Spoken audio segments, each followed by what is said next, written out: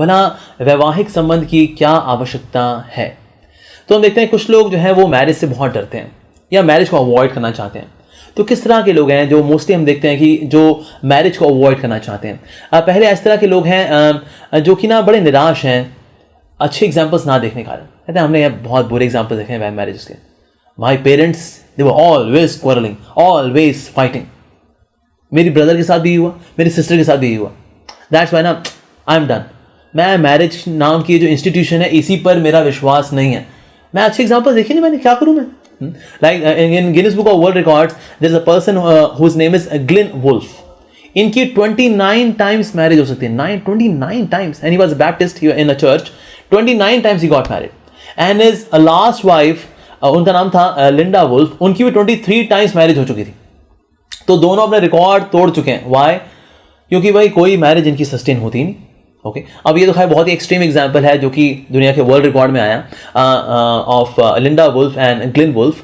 लेकिन इस दुनिया में हम देखते हैं कि ना मैरिजेस समटाइम्स उनमें क्वारल्स भी हैं, उसमें दिक्कतें भी हैं, खींचतान है। तो ऐसे एग्जांपल्स देख के लोग कहते हैं यार मैरिज नाम की इंस्टीट्यूशन ना विश्वास ही नहीं मेरा, तो नो मोर मैरिज मैन। हाँ, तो कुछ लोग ऐसे होते हैं जो कि इररिस्पॉन्सिबल लाइफ जीना चाहते हैं। दूसरी तरह के लोग हैं जो कि एक लापरवाही की जिंदगी जीना चाहते हैं। कहते हैं यार नो कमिटमेंट्स, यार नो स्ट्रिंग्स अटैच्ड। जब तक पसंद हो साथ रहो, जब पसंद खत्म, प्यार खत्म, तू अपने रास्ते मैं अपने रास्ते, no strings attached kind of culture. तो इररिस्पॉन्सिबल जो लोग होते हैं जो कि रिस्पॉन्सिबिलिटी नहीं लेना चाहते हैं मैरिज लाइफ की, वो लोग भी अक्सर हम देखते हैं कि मैरिज करना नहीं चाहते। तीसरी तरह के लोग हैं जो कि हाइपर लस्टी होते हैं। ये इतने कामुक लोग हैं दैट दे थिंक कि ना एक से तो मैं सेटिस्फाई बिल्कुल नहीं होने वाला। I want multiple things, multiple people to satisfy my lust. So hyper lusty people they are also there जो कि मैरिज में प्रवेश नहीं करना चाहते मैरिज लाइफ में। और चौथे तरह के ऐसे भी लोग हैं जो कि ना they are fearful of the physical intimacy. The physical intimacy के जो पेन्स और प्लेजर्स हैं और कॉम्प्लेक्सिटीज हैं उसके एसोसिएटेड, उससे बहुत डरते हैं। No, I don't want to get married because they are fearful of the physical intimacy after marriage. तो इस तरह के कुछ फोबियाज हैं, कुछ मनोभावनाएं हैं, कुछ लापरवाहियां हैं। तो इस प्रकार की मनोभावनाएं के कारण अक्सर लोग मैरिज को स्वीकार करना नहीं चाहते। लेकिन हमें ये देखना है कि ऑफ कोर्स अगर कोई स्पिरिचुअल रीजन हो तो भले ही कोई अनमैरिड रह सकता है। Like for example monks like me.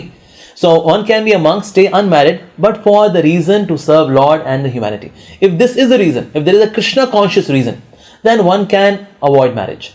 But yes, if there is no Krishna conscious reason, जैसे अभी हमने जो reasons सब डिस्कस किए, bad examples और से hyper lusty person, irresponsible life, and the fourth one is fearful of physical intimacy. These are not Krishna conscious reasons. These are not spiritual reasons. तो spiritual reasons से अगर कोई choose करता है, then one can refrain from married life. But otherwise, apart from any other reason which is not spiritual, of course one should avoid such reasons, and one must get married. And there are various benefits of marriage. अक्सर लोग जो है marriage इसलिए avoid करते हैं, उनको लगता है कि ना लेट्स फॉलो द वेस्ट में ना लोग जो है दे लिव फ्री लाइफ। लेकिन वेस्ट में हमें ये भी देखना पड़ेगा कि ऐसी जिंदगी जिसमें कि ना कोई कमिटमेंट नहीं है रिलेशनशिप्स को लेकर के, तो ऐसी जगह पर दो प्रोफेशंस बहुत सक्सेसफुल हैं। एक है साइकेट्रिस्ट, दूसरे हैं लॉयर्स इसलिए सक्सेसफुल है because outside there are so many conflicts, और साइकेट्रिस्ट वहाँ इसलिए सक्सेसफुल है because inside there are so many conflicts. Relationships में there is always a tussle, और इस वजह से वहां पर ये दो प्रोफेशंस बहुत ही सक्सेसफुल हैं। तो अगर हम ये सोच के चल रहे हैं कि हम वेस्ट को कॉपी करेंगे तो एक दिन हम भी वेस्टेड हो जाएंगे। Now West is coming to East and unfortunately East is going to the West. तो हमें वेस्टर्न कल्चर को फॉलो करना बंद करना पड़ेगा, नहीं तो रिलेशनशिप्स के अंदर कमिटमेंट्स आएंगे नहीं, और हुआ क्या, हम एक बहुत ही खोखली जिंदगी जिएंगे। And there are various benefits also of the marriage. अगर हम मैरिज करते हैं तो एक लाभ हमको ये पहुंचता है that the senses they become regulated. अगर इंद्रियों को नियंत्रित करना है, यानी इनको एकदम खुला भी नहीं छोड़ना और एकदम 100% टाइट में नहीं करना, but in a regulated way they can be purified, तो उसके लिए मैरिड लाइफ जो है बहुत ही अच्छा सिस्टम प्रोवाइड करती है, बहुत ही अच्छा प्लेटफॉर्म प्रोवाइड करती है। Secondly, for the good upbringing of the children. अगर मैरिड लाइफ में कमिटमेंट रहता है, एक दूसरे के साथ हम सहयोग देते हैं, तो बच्चों की परवरिश अच्छे से हो पाती है। एक और कारण ये है, एक और जो लाभ पहुंचता है मैरिज का, वो ये है कि सपोर्ट सिस्टम मिलता है स्पिरिचुअल लाइफ के लिए। Wife helps the husband, husband helps the wife, दोनों एक दूसरे के लिए बहुत ही अच्छा सपोर्ट सिस्टम बनते हैं। और चौथा, which is very important, the IT madness goes down. आप कहेंगे IT क्या? Information technology? No, IT means इंद्रिय तृप्ति। इंद्रिय तृप्ति की भावना बहुत डाइल्यूट होती है, क्योंकि विवाह करने के बाद व्यक्ति सोचता है now I should behave responsibly, I should behave responsibly with my wife because now I am acting as a shelter for my wife, for my children. तो नाउ एक तरह की शरण देने वाली भावना आ जाती है, to take care of them, to serve them. तो इसलिए भोग करने की जो इच्छा है वो डाइल्यूट होती है विवाह करके। तो इसीलिए जो है हम देखते हैं कि इसे मैरिज के बहुत सारे लाभ हैं, स्पिरिचुअली भी देखा जाए, मटेरियली देखा जाए। तो इसीलिए ये जो गृहस्थ जीवन है which is based on Krishna consciousness, it is really really helpful.